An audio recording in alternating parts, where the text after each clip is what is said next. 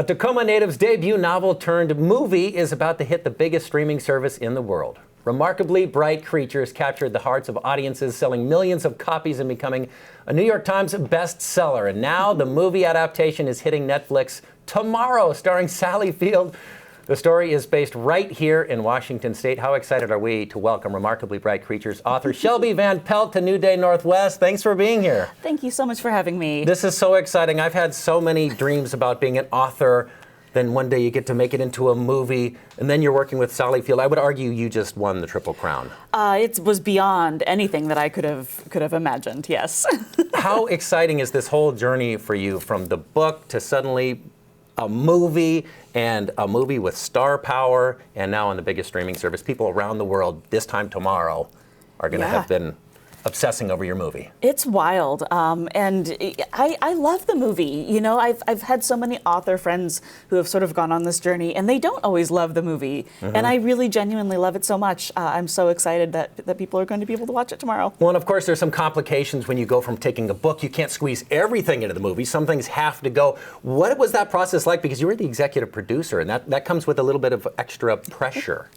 Yeah, you know, so the plot varies a little bit versus the book, but the characters are exactly right. And to me, that mattered so much more than, like, you know, this scene, that scene. Is it exactly as it is in the book? Like, I can handle so much variation there. Yeah. But like, the characters needed to be right, and they got them right. Well, and the movie, you know, it is, by all measures, a drama, but it, to me, has something that you don't get as much of in movies anymore, is wonder. Just to allow yourself to imagine and to dream, and what if, and this could happen, and I loved that. Of course, hard not to love your cast. Let's talk about that a little bit. Sally Field plays the main character, not the octopus Tova, but what was that like to see one of these legends embody your work? Sally Field is incredible. Yeah. You know, she really put a lot into the role. With Lewis Pullman playing opposite her, the character of Cameron, watching the two of them on set was magic. They had such great chemistry. You know, the script was wonderful, but I feel like they also ad-libbed a lot of scenes and just brought this really great kind of like comic timing, just genuine chemistry to the role. People are excited to realize that, hey, this is a reflection of our backyard. Yes. A lot of this is about your roots growing up in Tacoma. How did that shape this movie?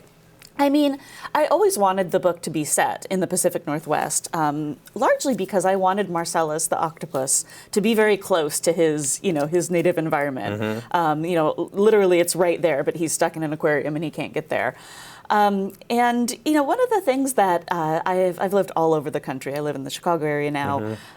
Trying to describe the Pacific Northwest to people who haven't been here is sometimes really challenging. And I wanted people to get it. I wanted people to understand and feel it. And I would assume, you know, choosing the perspective of an octopus, definitely shaped by growing up near the water, and Tacoma may or may not be home to a giant kraken that may or may not live out there under the Narrows Bridge. I've heard. Right? I've heard. Yeah.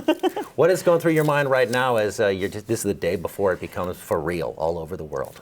Yeah, it's so exciting. I'm kind of just I'm bracing myself and looking forward to just the flood of reactions that I know are going to come through tomorrow after the film is out for real. And you know, a lot of tears, I think, happy tears from folks that are watching it. It's going to be happy tears from me too.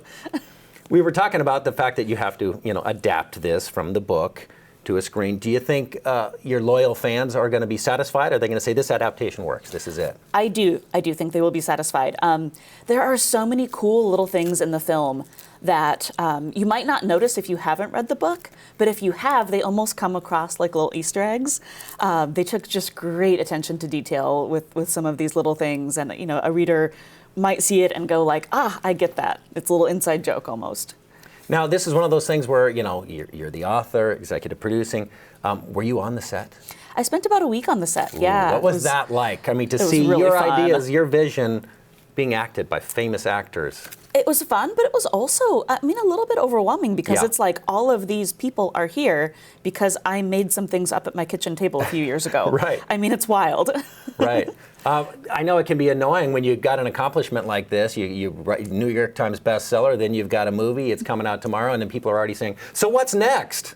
Shelby? Yes, people are saying that. I mean, we must know. Thank Are you you. writing a new book? Are you, what's in the works? I am. I'm working on a new book. It's not done yet. It's a very different process this time around, sort of knowing how the sausage is made.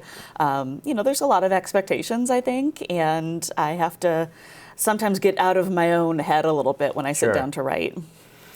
This process doesn't happen overnight. Sometimes people see movies and they think, oh, you just got together a few minutes ago to make it. From writing the book, years later, getting this made into a movie.